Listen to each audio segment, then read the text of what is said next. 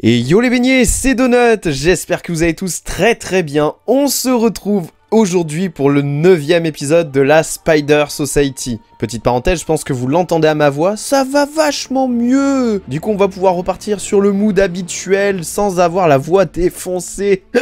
Bref, après avoir parlé de l'excellent Superior Spider-Man dans le précédent épisode, aujourd'hui, nous allons parler d'un Spider relativement sous-coté et qui pourtant est archi vénère. Il s'agit de Kane Parker, alias le second Scarlet Spider. Le personnage de Kane a été créé par l'auteur Terry Cavanagh et l'illustrateur Steven Butler, et il est apparu pour la première fois dans le comics Web of Spider-Man numéro 119 d'octobre 1994. Côté apparition dans d'autres médias, on peut choper ses tenues dans les jeux The Amazing Spider-Man 2 et Marvel Spider-Man, et il est un des personnages courants de la dernière saison de l'animé Ultimate Spider-Man. Petite parenthèse avant d'entrer dans le vif du sujet, pour comprendre mieux l'histoire du personnage, il faut connaître aussi, un tant soit peu, l'histoire de Ben Reilly, le Scarlet Spider d'origine. Du coup, je vous invite à aller voir la vidéo que j'ai faite sur lui pour mieux cerner le personnage de Kane. Parenthèse fermée, on passe à ses origines, let's go. Une fois de plus, rendez-vous sur notre bonne vieille terre classique des comics, la Terre 616. Kane, en réalité, était la première tentative de clonage de Spider-Man opérée par le Chacal, celui qui créera plus tard Ben Reilly,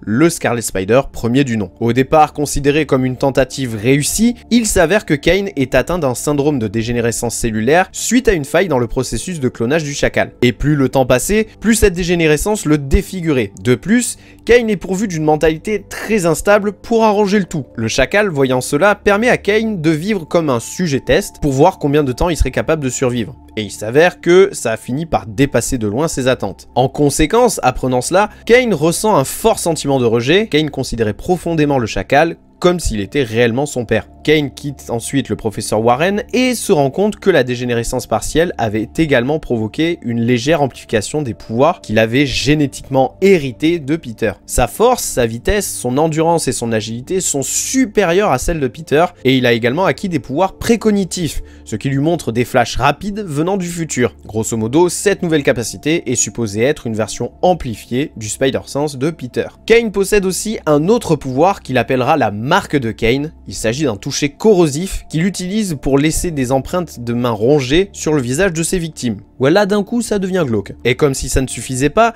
Kane possède également des sortes de dards rétractables qui lui sortent des avant-bras. Le Chacal crée ensuite un autre clone, l'homme qui allait devenir Ben Reilly. Lorsque le Chacal s'est servi de Reilly contre Peter, la bataille qui a suivi a laissé Reilly et le Chacal, qui en réalité était un clone de Warren, pour mort. Cependant, ils ont tous deux réussi à survivre. Le Chacal s'était en réalité placé dans une capsule d'hibernation pour s'améliorer, et Reilly a quitté New York après avoir réalisé qu'il était le clone. Sauf que dans l'ombre, et j'en parle dans ma vidéo sur Ben Reilly, Norman Osborn a réussi à faire échanger les données sur Ben et Peter, afin que le Chacal pense que Peter était le clone et que Ben était le véritable homme araignée. En consultant les dossiers du Chacal, Kane pense ainsi la même chose que ce dernier, et suivra alors Ben Reilly tout au long de son exil. Pendant un certain temps, Kane trouve l'amour dans les bras de la policière Louise Kennedy, mais alors qu'il découvre qu'elle travaille pour des criminels, la dégénérescence cellulaire accrue de Kane le pousse encore plus vers la folie. Après avoir tué Louise, même si une partie de lui l'aimait toujours, Kane continue de traquer Ben. Il kidnappe Janine Godby, l'amante de Ben Reilly pendant son exil, et la force à lui faire croire qu'elle s'était suicidée, car Kane était jaloux du fait que Ben ait trouvé le bonheur et pas lui. Il ira même jusqu'à faire en sorte d'accuser Ben pour des crimes que Kane avait lui-même commis. Kane espérait qu'en faisant cela, il serait capable de donner à Peter, qu'il croyait toujours être le clone, la vie que Kane ne pourrait jamais avoir. Lorsque Ben retourne à New York pour rendre visite à une tante May malade, et d'ailleurs plus tard on apprend que c'est en réalité une actrice génétiquement modifiée, Kane se met donc à le suivre. À cette époque, Kane était devenu un tueur à gages redouté et respecté, et ce notamment avec sa signature, la marque de Kane. Lorsqu'il a découvert que Ben était en ville, il l'a traqué pour essayer d'empêcher Ben de s'impliquer dans la vie de Peter. C'est à ce moment-là que le sens aigu de l'araignée de Kane l'avertit que quelqu'un allait tuer Mary Jane, et à cause de cela, Kane se lance dans une frénésie meurtrière, tuant toute personne qui pouvait être une menace potentielle. Parmi ceux qu'il a tués se trouvaient les méchants Dr Octopus, même s'il revient à la vie après, la magie des comics toi-même tu sais, et le Grim Hunter.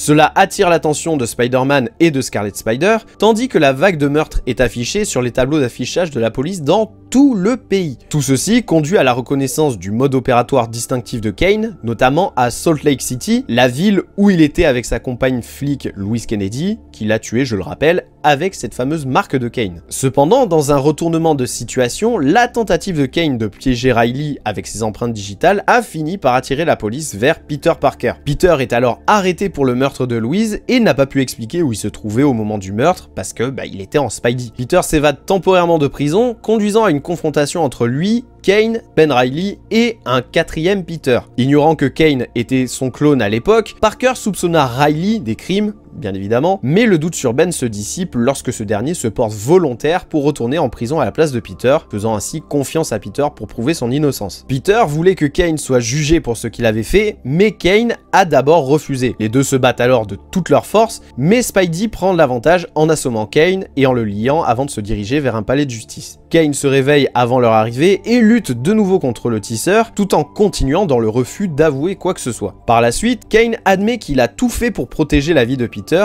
et a révélé qu'il était le premier clone de ce dernier, désormais partiellement dégénéré. Spider-Man décide que si Kane ne révèle pas la vérité, alors il révélerait sa véritable identité à toute la salle d'audience et mettrait fin absolument à tout. Kane supplie Peter de ne pas faire ça, et avant que Peter ne puisse révéler la vérité, Kane avoue les meurtres et pose la marque de Kane sur le podium du juge, et par conséquent, il est placé en garde à vue. Après le procès, Peter et Ben décident une bonne fois pour toutes de déterminer l'identité du véritable Peter Parker. Ils utilisent ainsi le laboratoire de Seward Trainer, un ami, je mets des guillemets, de Ben, pour faire le test et découvrent alors que Ben était bel et bien l'original et Peter le clone. Cependant, Seward avait modifié les résultats sous l'influence de Norman Osborn, car il était un de ses alliés. Cela a poussé Peter à bout et, dans un accès de rage, Peter frappe Mary Jane alors qu'elle essayait de l'empêcher de tuer Ben. Honteux de ce qu'il avait fait, Peter a fui ainsi le laboratoire. Après que Peter ait accepté qu'il était le clone et que Ben était le vrai Peter Parker,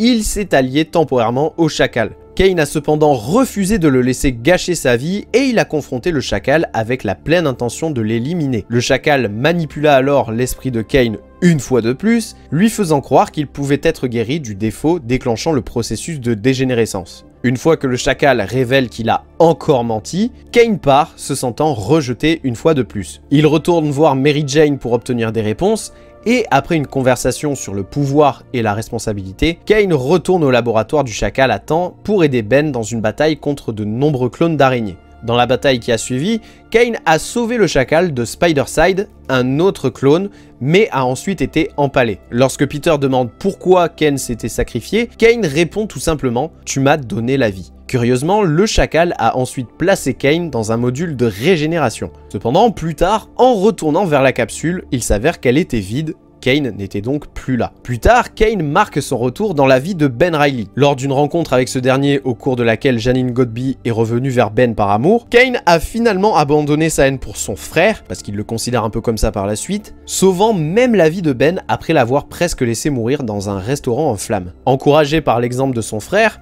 et reconnaissant finalement Ben comme tel plutôt que comme son ennemi, Kane se livre à la justice, tout comme Janine, qui était recherchée pour le meurtre de son père violent. Plusieurs mois plus tard, cependant, il s'échappe du Vault, une prison renforcée, aux côtés d'autres criminels surpuissants. Kane s'était en fait évadé pour tenter d'arrêter Norman Osborn après avoir découvert qu'il était toujours en vie et qu'il avait orchestré l'histoire de la saga des clones, et il a brièvement travaillé contre l'équipe des Thunderbolts d'Osborn dans le sud de l'Europe. Kane retourne plus tard à New York, attaquant Spider-Man alors qu'il tente à ce moment précis de retrouver un méchant du nom de Raptor. Il révèle qu'il a recherché Raptor dans l'espoir de guérir sa dégénérescence cellulaire et a attaqué Spidey pour le tenir éloigné du méchant. Cependant, on apprend que Raptor a menti à Kane sur sa capacité à guérir sa dégénérescence afin de gagner un allié dans sa quête de vengeance contre Spidey. Furieux, Kane lui brise le cou, le tuant instantanément. Kane est ensuite attaqué par Alyosha et Anna Kravinov, les enfants de Kraven le chasseur. Cependant, voyant qu'il n'était pas une véritable araignée, le duo décide de le punir en le gardant en vie. Néanmoins, ils ont blessé Kane suffisamment gravement pour qu'il puisse s'enfuir vers l'appartement de Peter à la recherche d'aide. Peter l'a ainsi caché dans la salle de bain, puis est parti arrêter les Kravinov. Kane réapparaît ensuite, la barbe rasée et les cheveux coupés, arborant un physique proche de celui de Peter, cependant avec le visage défiguré. Lorsque Spider-Man a été tué, je mets des guillemets, en ressuscitant Kraven, on découvre qu'il s'agissait en fait de Kane déguisé et qu'il avait donné sa vie pour sauver Peter. À la fin de l'événement de la chasse sinistre des Kravinov, Kane est enterré en tant que Parker, mais ressuscite ensuite d'entre les morts avec des traits mutés, des yeux supplémentaires en forme d'araignée sur son front. Le chacal arrive ensuite et dit « Lève-toi, tarentule ». Kane est ensuite transformé par le chacal en une créature ressemblant à une tarentule avec son visage ressemblant à celui d'une araignée, ainsi que 6 yeux rouges et 4 pattes d'araignée poussant sur son dos. C'est dégueulasse. Le chacal fait de lui le premier de son armée lors de l'événement Spider Island où les habitants de New York se voient pourvus des pouvoirs de l'homme araignée. Kane cependant suit le chacal simplement parce qu'il est sous son contrôle. Lors de la confrontation finale avec le Spidey original, ce dernier le jette dans un réservoir rempli d'une concentration du symbiote anti-Venom destiné à aider à guérir les habitants de Spider Island. Le remède a fait bien plus que ramener Kane du statut de monstre. Il a également stabilisé son ADN et fait de lui un clone parfait de Peter Parker, semblable à Ben Reilly. Kane participe ensuite aux représailles contre la reine araignée Adriana Soria à Central Park, dépassant les limites éthiques du Peter Parker qu'on connaît en utilisant notamment la force létale contre Spider-Queen. Plus tard, Kane, gagnant de l'argent en arrêtant des voleurs et en commettant lui-même des vols, commence un voyage à travers les États-Unis pour entrer au Mexique. Lors de son séjour à Houston au Texas, il sauve une jeune fille, Araceli, j'espère que je dis bien son nom, de trafiquants d'êtres humains et la laisse dans un hôpital. Un méchant surpuissant du nom de Salamandre vient après Araceli et Kane estime qu'il devait la sauver au lieu de quitter Houston. Dans un costume écarlate semblable à celui de Spider-Man, Kane affronte la Salamandre et réussit à le vaincre, étant renommé par ce dernier qui était hispanique Araña Escarlata. Scarlet Spider en espagnol, note mon accent espagnol sur 10 comme d'habitude.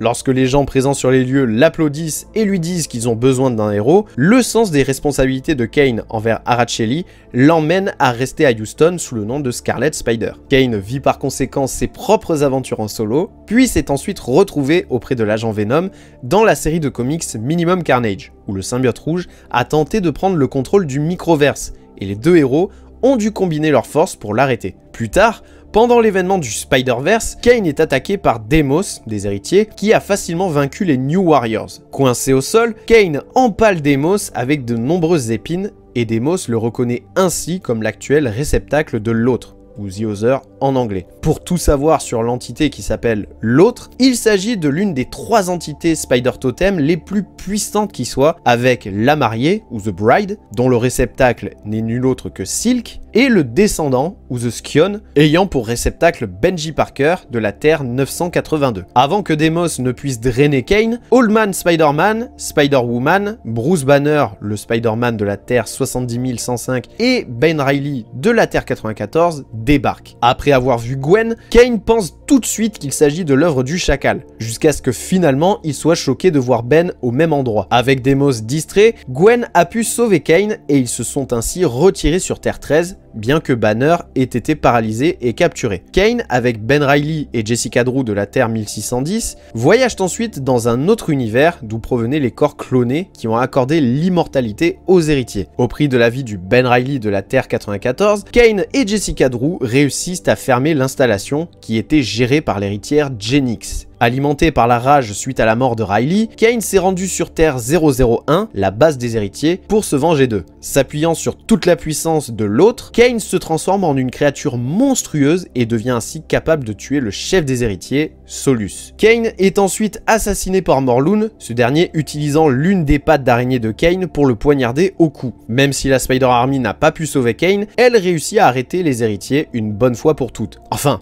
ça, c'est ce qu'ils croient tous à ce moment-là. Après que tous les Spiders soient retournés dans leurs univers respectifs, Kane a commencé à émerger du cadavre de sa forme liée à l'autre. Entre-temps, Kane vit de nouvelles aventures dans une série de comics du nom de Dead No More Clone Conspiracy, et il s'est refoutu sur la tronche avec Ben une fois de plus. Plus tard, pendant l'événement Spider-Geddon, Kane est retrouvé par le supérieur Spider-Man, qui explique que les héritiers se sont échappés de leur prison en utilisant la technologie de clonage de New You qu'avait développé Ben auparavant quand il était le chacal, et espérait utiliser le pouvoir de l'autre contre eux. Bien qu'il ait expliqué qu'à ce moment-là il avait perdu sa connexion avec l'autre, Kane a proposé ses services service et a suggéré de recruter Ben Reilly, qui avait plus d'expertise en technologie de clonage que quiconque. Otto refuse, mais Ben écouta leur conversation et les suivit. Kane demande ensuite l'aide d'Ashley Barton, alias Spider Bitch, Jessica Drew et Spider-Kid pour se rendre sur Terre 3145 afin d'empêcher Verna, une des sœurs de Morlun, de ressusciter leur père Solus. Cependant, une fois arrivés dans le monde irradié, leurs montres de voyage dimensionnel sont soudainement détruites, les bloquant dans ce monde. Et ils sont par la suite attaqués par John Jensen, alias Astro Spider de la Terre 3145, mais après avoir fait connaissance, ils se rendent tous à la navette de John où Verna a tué les survivants restants du monde. Après que Verna ait tué Jameson et obtenu le cristal contenant l'âme de Solus, l'équipe retourne sur Terre pour l'arrêter. Après avoir combattu et tué les chiens de chasse de Verna, l'équipe se rend au bunker de la Sims Tower, la tour d'Ezekiel Sims, tandis que Jessica tue Verna et amène le cristal dans la Terre principale 616. Spider-Gwen rassemble ensuite le reste des Spiders, y compris Kane, pour la bataille finale contre les héritiers, dont ils sortiront tous vainqueurs. Après le retour de Shatra, une divinité originaire de la Terre 001 comme les héritiers, et libérée par erreur par Anna May Parker alias Spiderling, Kane a été coupé de la toile du destin, le faisant cesser d'exister. Heureusement, après que Shatra ait été vaincu par la Spider Army, Nate, la déesse des araignées et créatrice originale de la toile du destin,